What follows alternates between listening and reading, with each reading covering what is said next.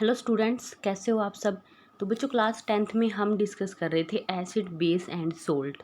तो आज हम पढ़ेंगे सोल्ट के बारे में।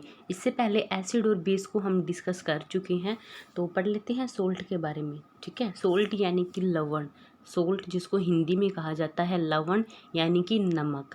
तो एसिड और बेस को जब आपस में रिएक्ट किया जाता है, अगर कोई एसिड है और कोई बेस है, अगर दोनों को हमने आपस में रिएक्ट करवा दिया, दोनों की रिएक्शन करवा दी, तो क्या बनता है बच्चों? सोल्ट बनता है। और साथ में क्या रिलीज होता है? वाटर रिलीज होता है, H2O यानी कि वाटर। जैसे कि फॉर एग्जांपल HCl हमने पढ़ा था हाइड्रोक्लोरिक एसिड यानी कि ये एक एसिड है। और NaOH यानी कि कास्टिक सोडा जो कि कपड़े धोने वाले साबुन में यूज करते हैं। तो ये दोनों है क्या है? एक एसिड है और एक बेस है।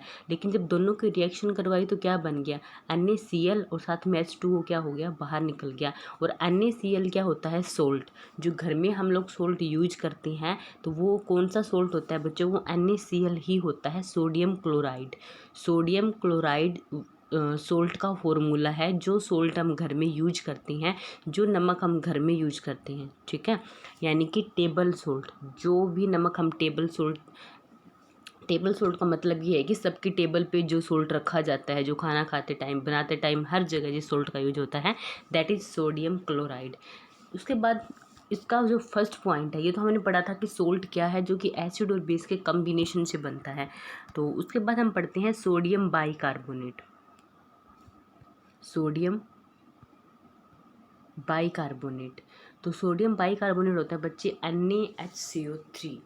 NaHCO3 यानी कि sodium hydrogen carbonate.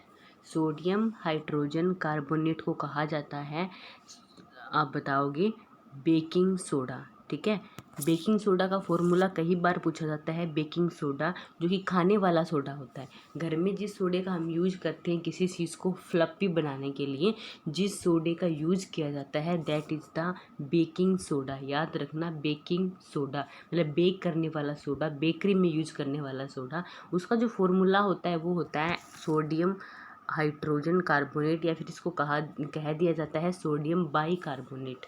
It means इसका जो फॉर्मूला है वो रहेगा बच्चों आपका NaHCO3। To make stuffy food material, बता दिया, फूड मटेरियल को स्टफ़ी बनाने में यूज करते हैं। उसके अलावा जो बेकिंग सोडा है, जो सोडा बनाया, तो इसका नाम था गैस CO2 जो कि निकलती है, जो फूड को फ्लफी बनाता कैसे है ये, कि जैसे ही हम इसमें डालते हैं, किसको? बेकिंग सोडा को, तो इसमें से जो गैस निकलती है दैट इज़ कार्बन डाइऑक्साइड। और ये जो गैस होती है वही फ्लफी बनाती है खाने को। ये एज ए एंटासिड भी काम किया जाता है। कैसे? जैसे अगर कई बार एसिडिटी बढ़ जाती है तो आप एंटासिड यानी कि उसके प्रति अमल के रूप में इसको ले सकते हैं। ठीक है, अगर कई बार एसिडिटी बढ़ जाती है, उसको कम करने के लिए एज ए एंटासिड भी आप सोडियम का बाइकार्बोनेट को ले सकते हो। देन उसके बाद पेंट रस्ट रिमूवल जंग, यानी कि जो पेंट किया जाता है वहाँ भी इसका यूज करते हैं। और रेस्ट को रिमूव करने में, ठीक है, जो रेस्ट होता है, जंग होता है, जंग, उसको रिमूव करने में भी इसका यूज किया जाता है। Last one is the use in अग्निनाशक यंत्र। फायर एक्सटिंग्विशर में भी सोडियम बाइकार्बोनेट हमने पहले डिस्कस किया था जब हमने एसिड के बारे में पढ़ा था। और वहाँ एक एसिड कौन सी थी जो फायर एक्सटिंग्विशर के रूप में यूज हो रही थी? H2SO4। तो उसके साथ भी इसको किसका यूज करते हैं बच्चों? तो आप बताओगे सोडियम बाइकार्बोनेट का। ठीक है, क्लियर यहाँ तक? तो आपको इतने ही पॉइंट याद करने हैं इसके अंदर सोडियम बाइकार्बोनेट में, कि इसका जो नाम है वो बेकिंग सोडा होता है। लिखते कैसे हैं? NaHCO3। Make fluffy food material, खाने को फ्लफी बनाती है, इसको खाने वाला सोडा भी कहा जाता है।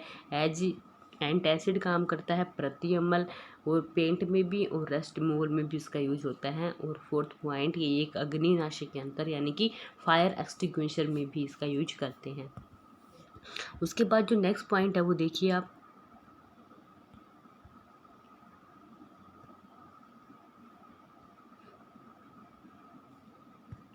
फिटकरी, ठीक है।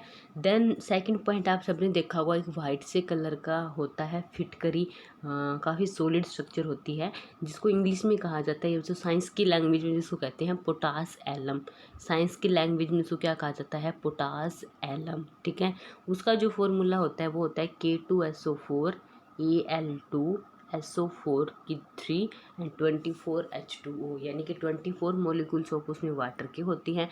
उसमें पोटाशियम होता है, सल्फेट होता है, एल्यूमिनियम होता है और फिर सल्फेट होता है, ठीक है। तो ये फॉर्मूला है किसका, फिटकरी का, यानी कि पोटास एलम का। रासायनिक नाम क्या है इसका, तो आप बताओगे hydrated potassium aluminium sulphate. Hydrated मतलब कि वाटर यूज़ कर रहे हैं इसलिए हमने बोल दिया इसको हाइड्रेटेड, तो क्या कहेंगे आप, हाइड्रेटेड, ये पोटाशियम है ना आगे, तो पोटाशियम, फिर क्या है एल्यूमिनियम और फिर क्या है सल्फेट हमारे पास, ठीक है। तो नाम क्या हुआ इसका, हाइड्रेटेड पोटाशियम एल्यूमिनियम सल्फेट। उसके बाद यूज कहाँ करते हैं इसको, तो स्टॉप ब्लीडिंग या फिर ब्लड क्लॉटिंग के अंदर। कई बार जब चोट लग जाती है और ब्लड जो है वो निकलता रहता है, ठीक है, तो उस टाइम ब्लीडिंग को स्टॉप करने के लिए फिटकरी को वहाँ पर ऐसे आप बताओगे रन करवाया जाता है, यानी कि वहाँ से रगड़ लगवाई जाती है फिटकरी। तो ब्लड क्लॉटिंग में इसका यूज करते हैं, यानी कि खून को जमाने में इसका यूज करते हैं। देन उसके बाद ये जो काम करता है वो कोएगुलेशन के प्रोसेस पे काम करता है। कोएगुलेशन का प्रोसेस होता है बच्चों के चोट लगने के बाद खून का जो थक्का जमता है, ठीक है, वो किसकी वजह से जमता है, कोएगुलेशन की वजह से भी खून का थक्का जम गया, कोएगुलेशन हो गया, ब्लड जम गया थोड़ी देर के बाद, हिंदी में कहते हैं उसको स्कंदीकरण, ठीक है।